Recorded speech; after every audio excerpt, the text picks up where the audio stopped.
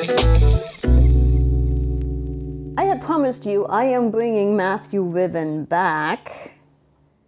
So you are back. I'm back.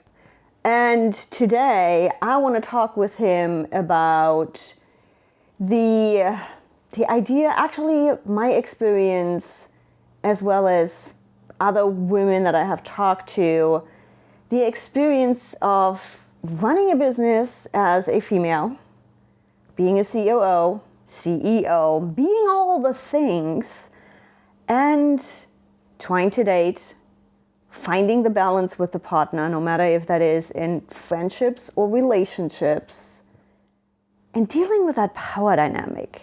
And like when you look around, I don't know how your social media looks like, but my social media and my algorithm looks a lot like, first of all, some hotties, we gotta have those in there, but also the conversation of women don't need you anymore, women don't need men anymore, we got all the strength. But then you have the other side of strong women in business want to be served at home, or use other words, it doesn't have to be served, but be more vulnerable at home, be able to let go. And that's exactly why I wanted to bring you back on to talk about that power dynamics. How can we women who go through this work with our partner on that? But also, what can their partners do? So let's start right in the beginning. We have a strong female running business, being the boss. When they look at me, it's like, this is getting done. How can I let go of this? I know I do that. I know I'm bossy. How can I stop talking over men and just let them take the reins? There's a lot in what you've asked.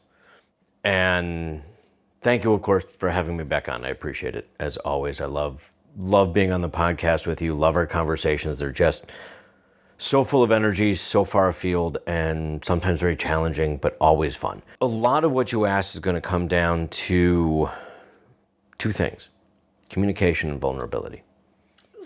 Right, ouch, I don't want to be vulnerable. Communication is always going to be the key. That's all there is to it. Nobody can know what you're thinking. Nobody can know what you're feeling. Anytime you're looking at your partner, whether it's spouse, fiance, relationship, friend you've been, whatever it is, it's going to end up being, how come you didn't know that? How come you didn't anticipate my needs? How come I've done this the same way for years. How can you not know? Nobody can know what's going on in your head. That's it, period, done. Yes, you have relationships where you can see couples who are finishing each other's sentences. They're in a pattern. This is the way it's always been. But sometimes there are missteps along the way. Or sometimes the finishing each other's thoughts is actually covering up. It's an unsettled piece because there's something underneath the surface and they've just learned not to talk to each other about that. So I question sometimes if those couples who are so enmeshed, which is a term with a lot of weight behind it, so in tune with each other that they're finishing each other's sentences, are they truly doing that, or are they just not bringing up things? Is it kind of like an autopilot? Right. So communicate. What is it you need? What's going on? Plus, it's also the ability to hear your partner without taking on their energy or their feelings. We've talked about a make me feel. And for those who missed the first episodes, go back and look at them. A make me feel is if you've ever had the thought or expression of, he makes me so angry, she pisses me off, somebody else does something to elicit emotions in you, it's a fallacy. It is your choice. Somebody could be screaming at you and yelling at you, and instead of getting angry, you can look at them and go, okay, well, your anger is, pardon the language, but your anger is your shit, not mine. Yes. I would love to tap into that, because been there, done that. I've taken on so much in the past. We all have. First thing is recognition. Cool, I'm doing this. I'm letting you make me feel it's my decision to take this on. I only smile just because it's that whole thing of, the first step in solving a problem is knowing there's a problem. So yes, it's the recognition of that. what's the next step I need to do to not take it on? It's Because just because I know doesn't mean I actually don't take it on, right? for most people, it's not a one and done thing. Oh, as long as I don't take it on, as long as I know I don't have to take it on, I don't take it on. Good, problem solved. And you never take it on again. For most of us, we have patterns in our heads. It's the way that we've always fired those neurons, that we do these same things over and over again. And breaking that pattern takes more repetition. It takes 10,000 times to lay down a trail. It's going to take 10,000 times to break that trail and 10,000 more times to make another trail. Yeah. The first step is when somebody's yelling at you and not getting angry or not crying or not having those emotions is just saying to yourself, this is their stuff, not mine. This is their stuff, not mine. It's not going to work every time. And you recognize that there's a problem and maybe nothing's going to change. And you're always going to do it. But over time, you're going to get better and better at it. You're not always going to be perfect. You're going to get better at it. And so going back to the powerful couple, where either both are powerful or one is and one isn't. You come home from the office and things are going on. Why are you mad? Why are you upset? What's going on? And listening to your partner say their truth without judgment. No, you're wrong. You can't tell somebody that their feelings are wrong. In many ways, you get to the point of gaslighting at that point in time. Their truth. Would love to tap right into that. There is one sentence that came up in my NLP studies that I've always fall back onto when it comes to that. What's that? Where it is, two truths can be true at the same time. Yes. You can feel how you feel about a certain situation, and I can feel completely different about the same exact situation, and they are both true. You could have two siblings who grew up in the same household experiencing a traumatic event. One took it one way and one wasn't bothered by it at all. Both of them are accurate. Those truths occurred to each individual. And that always helped me be able to, in a situation where there potentially is friction, where it's just opposite views of the same situation, where I'm like, okay, take a breather. This doesn't mean my truth is not true. It just means we look at things differently. There needs to be the recognition, and I will bring it up, certainly nowadays, there needs to be the recognition of there was a fact that happened. Dad or mom, whatever. Uncle did X. That is a fact. The interpretation of it by one sibling, the interpretation of it by a different sibling, the interpretations are still both valid. But the fact happened. So in this day of everybody has their own facts, no. There is one set of facts. Your interpretation may be different. But that's where you can come in and say to your partner, why are you so angry? Well, you always do this, and you always do that, and you always do this other thing. And just coming back and saying, no, I don't, doesn't help the situation ever. If somebody is saying, you know what, you're doing something that bothers me, take that in and hear it. It is not the time to go down that spiral of that bothers you. Well, let me tell you what bothers me. That just cycles things down. So when one partner says, I have this pet peeve, I just don't like it when you chew with your mouth open. Oh yeah? I can't stand the way you do whatever the next thing is. And you just bounce each other up. And you're just winding each other up and you're not solving anything. Great book, and I don't remember the author's name. The book is Do I Have to Give Up Me to Be Loved by You? Ooh. And there's a great flow chart in there, which basically starts, here's the point of your argument. And on one side you have, my intent is to defend myself. I'm not going to take in any new information. I'm going to defend where I'm always coming from. Nothing is going to change. And it's all about not feeling anything, not feeling any feelings. The other side of the flow chart is, I have an intent to learn. Why is this bothering you? What is the impact on me? Why does this upset me so much, or not at all, that it bothers you? going down that flow, there may be nothing that changes along the way, but you're doing it from a place of knowledge and curiosity and an intent to learn about your partner and yourself. And so the communication with a powerful, and we're talking here female CEOs, with a powerful female CEO and their partner who may or may not be as powerful, and coming in and saying, we need to communicate better. We need to communicate without judgment. I need to listen better. A lot of times we all do this. And I think sometimes when you have 8,000 decisions you need to make a day, what happens is you get about this far into an argument or this far into a discussion, and all of a sudden you're going, okay, I know the solution, and you're not listening to the rest of it. Slow yourself down. So I know the solution. Right. Yeah. Mm-hmm. So one of the things to do, you're right. I've been there, done that. Yeah, we all have. We all have. Some of us are very fast thinkers. And I understand the points you're getting to. I understand you're like 3 points into your 10-point bullet list. I know where you're going, so I'm just going to short circuit it and get to here. You're cutting somebody else off. Listen to all those points. One of the things that happens a lot, especially with the very super busy, is scheduling time. And we've talked about this. We talked about this in our little pre-conversation before turning on the camera, was how do you fit in with one or two extraordinarily busy people? How do you make time for each other? Whether that is, I have board meetings next week and I have to prepare for these meetings, I have a conference I'm going to, or whether it is, works perfectly fine, but there's a gymnastics meet next week and you've got to take him to soccer, and then we've got robotics camp, and then we have all these other things. Make time.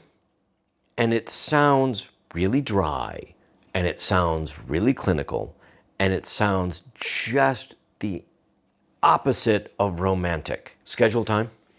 Have a date night. If you need to schedule, frankly, I'll put it out there, if you need to schedule sex, book time for intimacy.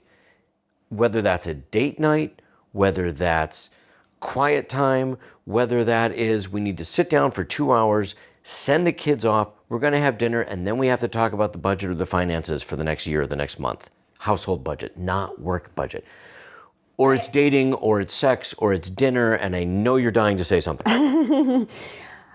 Because I've witnessed this in other couples. I have a friend that for the last 17 years, since they've been married, I think it might even be more, they have 1 day a month. Yeah. Their anniversary day every single month is a pre-scheduled date night. Period. End of story. No question, no excuses, no nothing. So if they get married on the 17th, every 17th of every month is their night. Yep. If one of them's traveling but not the other, they'll figure something out on Zoom or whatever it takes. And the thing, having her talk about this, the thing is, again, we get into a habit, we get into a routine, we get into the autopilot of a relationship.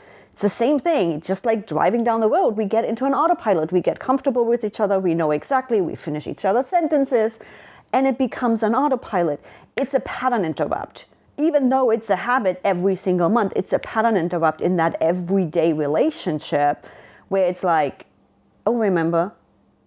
Yeah, we actually chose each other. We actually did this. We are not going on with our everyday life.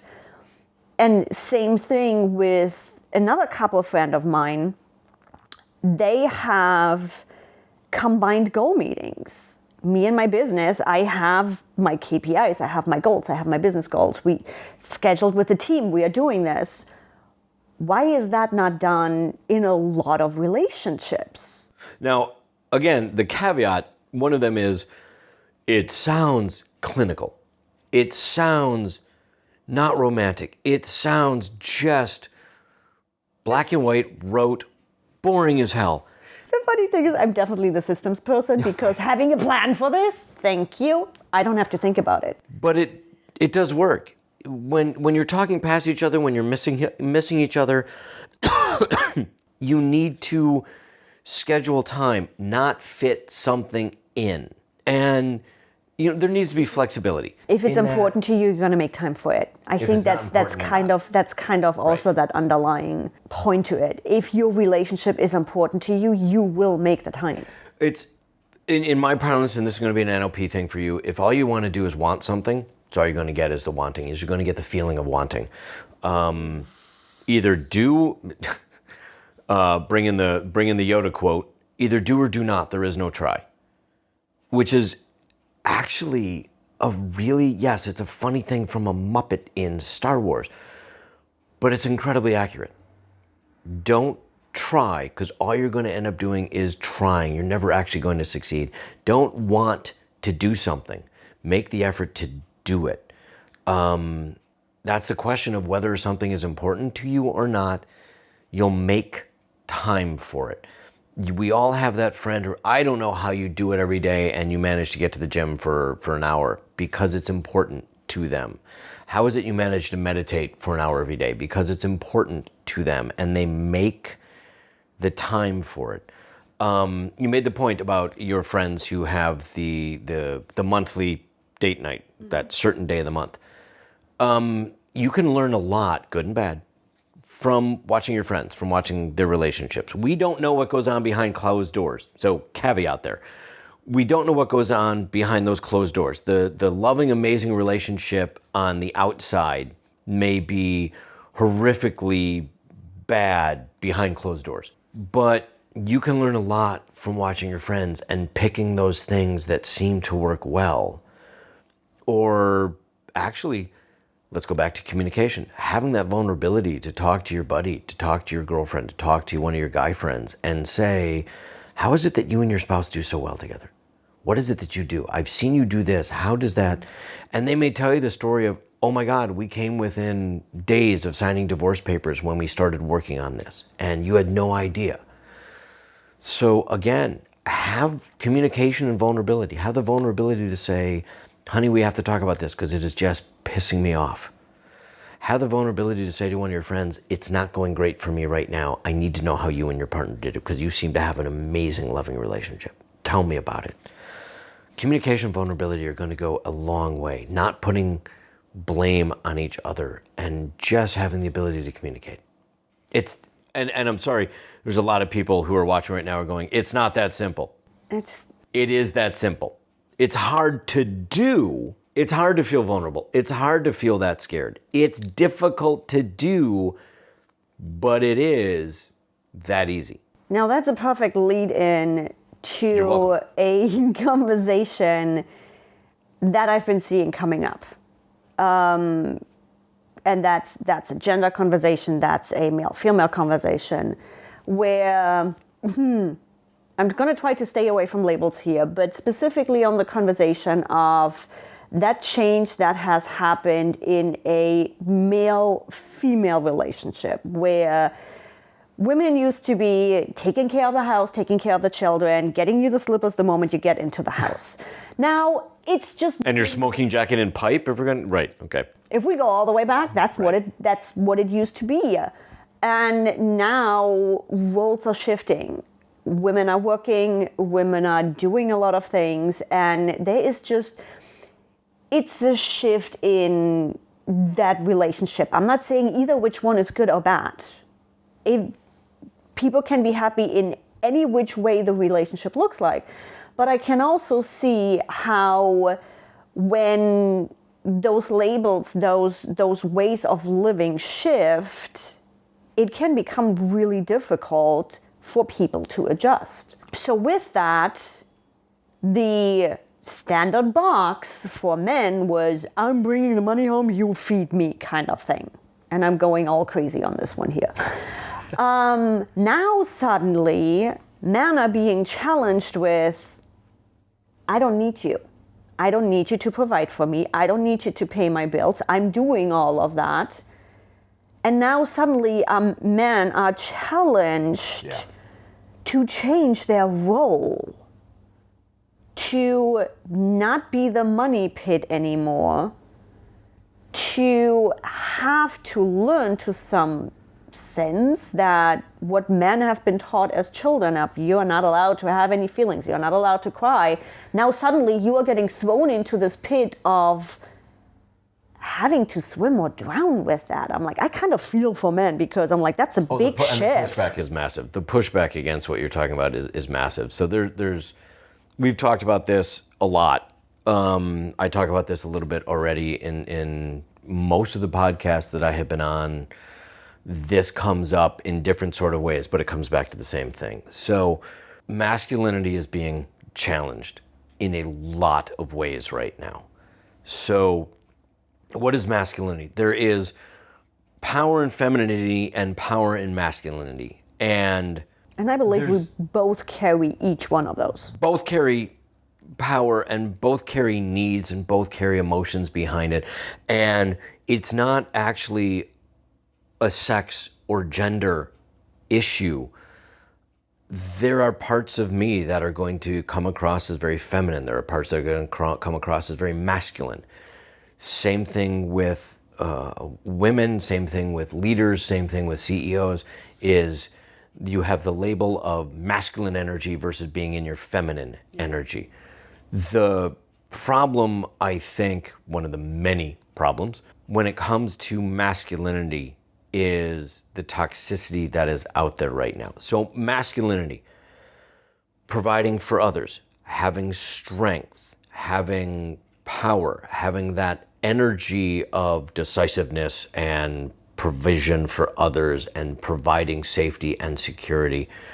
Femininity of being caring and having more of the emotional energy and the growth and the security and the safety blanket energy. And dear men, when you block off anything involving emotions, when you are defining yourself as I must provide for others, I must provide security for others, I will have no emotions of my own, you will make less than I do, you will take care of the home, you will do these things, I will look at my sons and tell them they will never cry, and I will give you something to cry about if you forcing them into sports instead of whatever, pick something that theater, dance, music, forcing them into these things because that's how a man is raised.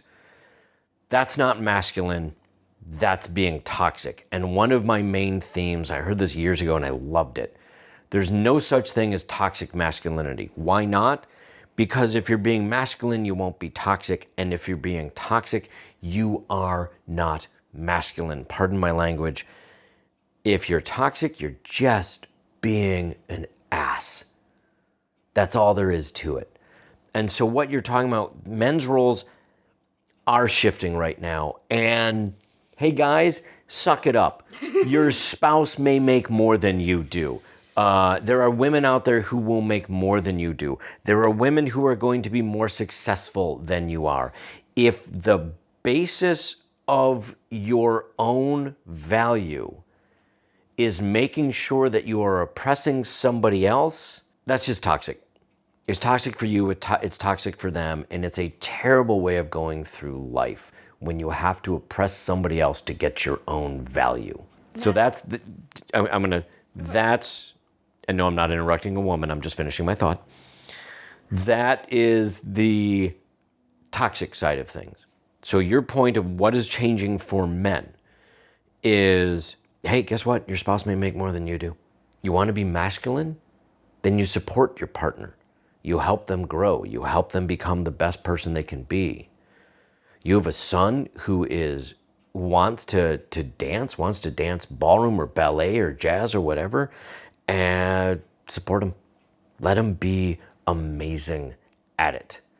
You have a daughter who wants to dance? Fantastic, great, support her at it. You have a daughter who's damn good and is going to end up playing Division I women's hockey? Absolutely, support her at it. But that's being masculine. So you support your partner. Things are changing, but it doesn't mean that you lose your masculinity based on your spouse having a title or being in the news or having stock options when you don't. Congratulations, you married a powerful woman. That is fantastic for you. Run with it. And I think where the support now comes in, it used to be money, don't get me wrong, that was an easy one. It is now more of a emotional support, where I'm coming to a secondary story that's talked a lot about. especially when you come more on the sexual preferences kind of reels and stories, where I see it in me. It's not everybody is all the same, but I see it in me where it's like the moment my office door closes, I don't want to make decision. It is nothing worse to me with a partner of saying, please just figure out dinner and what do you want? Dude, I just fucking told you to please just make a decision on dinner because I don't want to make a decision. And being able to just hand off that power, hand off that decision making, knowing that I am safe with giving somebody else the power of making decisions for me. Now, I'm gonna jump on one thing there, is when you say to your spouse, I told you. He can check in once with me though for dinner, and then after that, can you just please? Well, it's one of those where I told you I don't want to make a decision right now. Make a fucking decision. He may have had a bad day too. So that's where communication has to come into play. He may have had a bad day too. There may be things going on that you don't know about yet. That reaction was my baggage of the past of still having to make decisions after telling him 5 times, can you please do this for me tonight? Right. Those things come into play. And sometimes it may be, we both had shit days. You know what? It's DoorDash. Other times it's, again, having those conversations. But that's some of where we've talked about in the past is the leadership and followership. It's those power dynamics. Is I spend the entire time making decisions. I want to come home and not have to make any. And this is not a gender thing. It is not the female power leader, the female C-suite that does this. The male C-suite has the same problem as well. The male CEOs and CIOs, and if you're coming in every day and you've had to make, it doesn't even have to be a C-suite. It can be, I've come in from the shop or whatever it is, and oh my God, I had a crap day and I had to do all these decisions and I have to have done all these things. Doesn't matter what gender you are. There are times when I have made decisions all day long. I have been dealing with people all day long. I want to come home and not have to make a decision. I want to come home and not have to think. If you are both coming home from situations where that is your work life or that is your stress level and neither of you want to make a decision, one thing that I would recommend is, fine, guess what you're doing on Sunday or Saturday is you're meal prepping for the week. So you come in and meals are taken care of and meals are done. What is a simple solution to avoid having this argument time and time again of what are you doing for dinner? What are we doing for dinner? You know what? There are different answers sometimes. It could be, it's an even day, I'm cooking. It's an odd day, you're cooking. It could be meal prep and not having to make the decision to begin with. Not having to make the decisions to begin with. There are a lot of great ways to meal prep. And no, not everybody can do the same meal 6 times during the week. I have seen, right. I've seen couples, I've seen things online where you spend all of Sunday or a couple hours on Sunday, a couple hours on Saturday, whatever, making a whole bunch of Ziplocked bags, frozen, of everything that it takes that in the morning when you leave the house at 7 a.m., you unzip it, you throw it in the crock pot, cover it up, turn it on to medium or turn it on to low, and go to the office, and 12 hours later when you come home, everything's done. And you have that meal, and great, that's your leftovers for lunch tomorrow. Meal prep, simple solution, done. That's just one idea to it. Some of it is, a lot of times, you don't want to have to make these decisions all the time, constantly. You need a safe container. You need a container with your partner, both genders, both partners, towards each other, where you can be safe and vulnerable and felt heard and felt secure that I can come home and go, I've had a crap day. I need to sit down on the couch and not hear the kids and not hear this and not hear that. And so fine, that's maybe when you take the kids out for a walk and you walk the dog and you do that because wife just got home or husband just got home and this is what I need to do. And maybe that just becomes the ritual in the household. Create a separation between the two. With the Dom work that I do, and we've talked about that in previous episodes, it's building that security. And it's building that safety, and it's building that means of leadership and followership to say, what does it take for me to separate from one part of my life and step into another. Sometimes we talked about the scheduling, date night, scheduled date night. You're not going to leave the office at 5 o'clock and be in date night mood at 5:30 because you need to step out and you need to find a separation. Find whatever works for each other to get into that role, to change your mindset.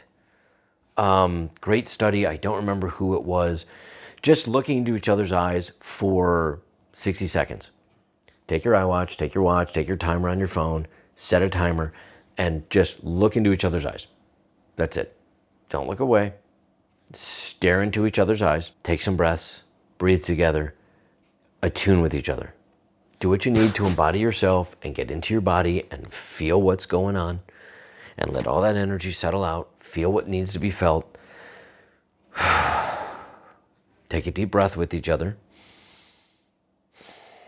Just look into each other's eyes, have the moment, have that energy, whether that's sitting by yourself, whether that's holding their hand, whether that's touching each other, whether that's not. Do what works for you and your partner. Figure out what that is. Let the day go. And then get into your date note. Get into your whatever it takes to be. It doesn't even have to be date night. We're going to have a really, really hard conversation. We need to talk about some financial stuff that's going on. Usually the hardest thing that couples have to talk about is finances. We need to talk about finances. Okay, great. Do it again. As you can tell, yeah. But you get into that mode. It's like, we love each other. We care about each other. We're trying to make this work. I said the word try, and I caught myself doing it. We're going to make this work. What is that going to entail? We need to talk about finances. Okay, you know what? Let everything go. Take that breath together. Remind each other, we're here in this together. I'm not blaming you. You're not going to blame me. We need to talk about this. It's going to be a difficult subject. Okay, let's talk. And one thing I want to bring up there is it's okay to, when it comes to something like finances, to say, I am not in the space today. I know what it's going to do to me if we go down that difficult topic, especially when you're struggling with it, when you're working your way out of debt and all kinds of things. Not using it as an excuse, not as I just don't want to deal with it. No, I know my emotions today. I know what happened. I am not capable of doing this today. We are doing this next week and rescheduling it. Another word for that is having a safe word. And no, I'm not kidding. In some of the work that I do, of course, safe words are required. Being able to say, I'm not in a space for this right now. This is not going to work for me. Yes, I know we have this conversation on the 3rd of every month. We talk about finances from last month. We do our budget. This is a bad day for me. Can we reschedule this to the 4th or the 5th of the month? That is taking care of yourself. That is, excuse me, that is being an adult. That is, I'm not in a good place. This is not about you. I had a crap time. Things are really rough right now. Let's talk about this in a day. I need a day. And that's having a safe word. That's a lot of time where this training that I've received fits into everyday life. It's not always about the bedroom and that kind of thing. It is about the living room and the dining room and the nursery and the boardroom and the shop floor and the appliance store. If you need to have a discussion, argument, or problem you've had with the fridge you bought 2 weeks ago that just died, you need to have that dominance and that power to go talk to all of these things work, bedroom or boardroom and everything in between. So the ability to say, as you said, this is not a good time for me. I'm not in the right headspace for this. This is not going to work. Things are too churned up. Great. I laughed at it because it's like, I have a safe word. I'm going to say, nope, not right now. And that's allowed. Again, talk about safe space and having that container. The ability to say, no, this is a boundary. I can't do it right now. I won't do it right now. And being heard. That's a safe space. It is a boundary. Boundaries don't get pushed. You have negotiated these things. You have a safe word. You can use it without reproach, without being yelled at, without being judged, without being blamed, without being called weak. And as an example, it can be as simple as we met each other online. Before we started working and all the things, we are not just coach, we're friends too. And the first time when we met in person, we knew there's going to be a lot of going out and exploring things and exploring the area. And I know that I can get really overwhelmed in situations. I love people, and I also like to put them aside. So it's this, okay, where is the level of people recharge me to, holy fuck, now they're draining my battery. So when we met the first time in person, it was laid down that, hey, I need a break. Literally, I think that was even our safe word. I need a break. And we both knew if one of us says, I need a break, it has nothing to do with the other person. It's just literally, I'm like, holy cannoli, my head is spinning. I'm overwhelmed. It's too much right now. Too many people, too many things, too much input, too much just coming at me. And it's like, cool, I can't right now. Just go away. Leave me alone. I can center again.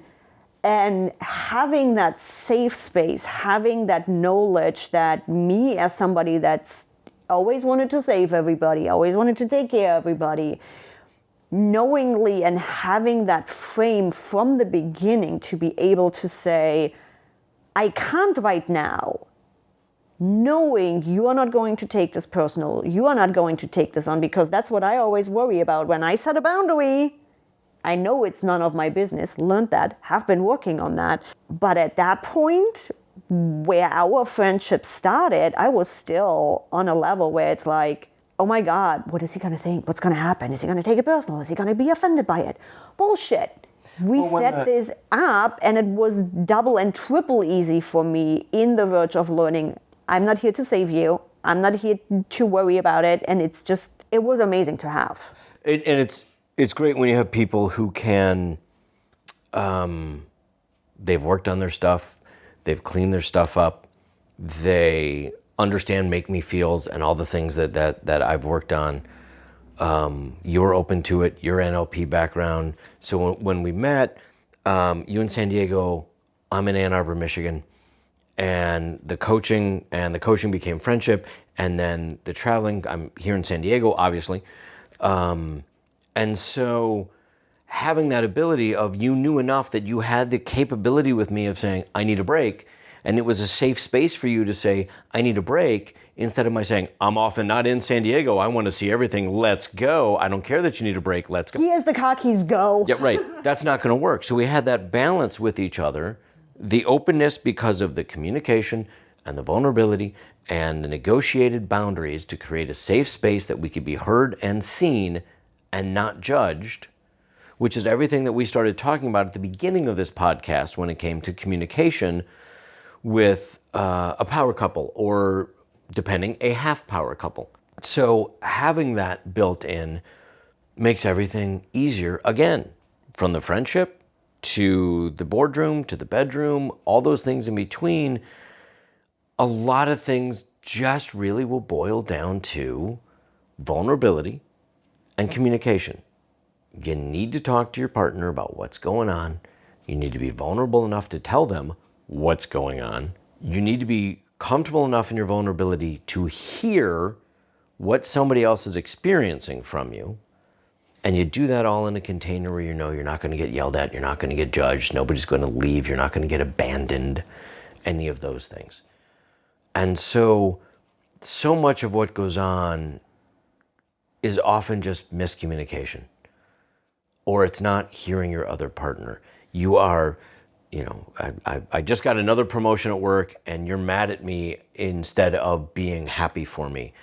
That's your stuff because you're jealous. You feel like you've been left behind. You have this skewed definition of masculinity, all these types of things. It's communication, it's openness, it's vulnerability. It's that safe container. All of that goes a long way towards healing so many of those issues that individuals and couples deal with. And I said individuals because sometimes you don't even have to be in a partnership to take all these things on and know that you have to communicate better. It's with subordinates, with managers. And don't care who you are. You have people who report to you or coworkers that look up to you. And you always have people that you report to. On a shop floor somewhere, as a new teacher, you're going to have other teachers who are coming in, and you're going to find yourself very quickly not the lowest one in seniority. If you're a high-powered CEO, you've got a board you're answering to, you've got shareholders you're answering to. So everybody has people they report to or not. You don't need to be in a relationship to go, I need to communicate better, I need to hear better, I need to listen to my people better. And all of that will make you a better leader. All of that will make you a better follower. All of that will make you more successful in your friendships, in your business, in your finance, in your relationships. Now, we talked about a lot. There's a lot in this episode, which is why I love having him on. I love my audience to be able to walk away, being able to take action. Now, you can't, quote, influence other people. You can't make other people do something. I know my audience is, first of all, action-oriented. They check themselves just like I do. Okay, heard you, got that.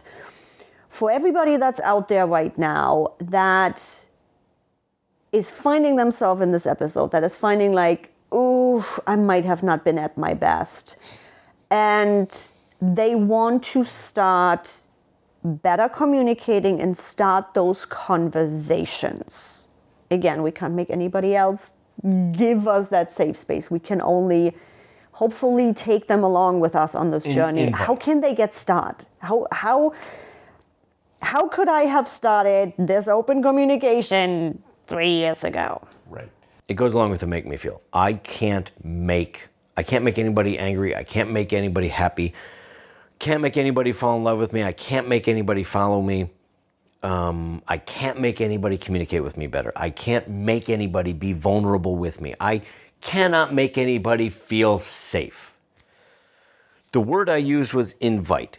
The only thing that I can do is invite you in. The only thing I can do is give you an invitation. Whether that is a verbal invitation, it's like, look, I invite you to come have a conversation with me.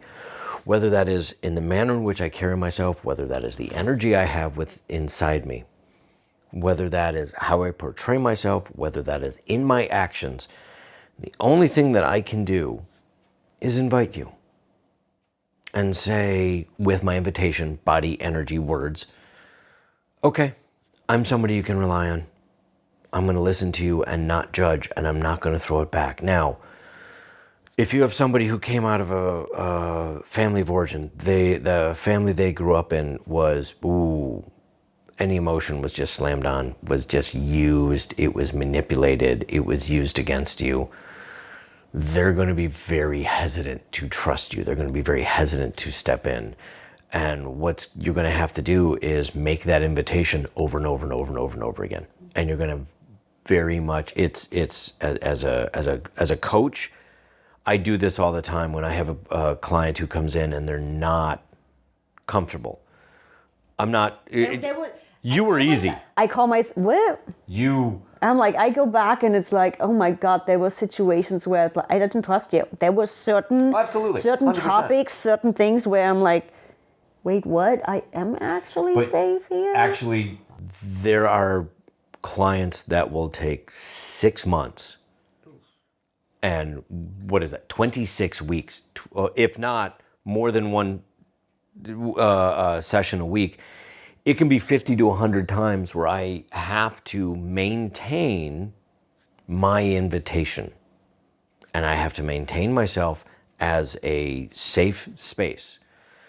Because if you blow up once, you've lost all the trust that you've started to build. And it can take a long time. You have to, when you're in a client-coach relationship, whether you're in a conversation with your therapist, whether you are with somebody at work, whether you are with your partner and you've decided to make a change and open up that door for trust, it can take a long time. But that is the best thing that you can do, is make that invitation.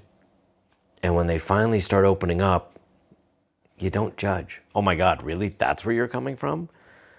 even if what they're talking about is so incredibly simple, you're like, oh my God, we could have taken care of this months ago. If only you had said, that's just putting label, that's just putting shame, that's just simply looking up and saying, wow, okay, yeah, we can do that. We can do that. And then doing it. A lot of this is going to be trust. You have to open up and open that door and wait for the other person to come through. You cannot grab them and drag them through the doorway. The best thing I can do is open up the door and say, I'm going to wait in here for you. And this is going to be a safe space.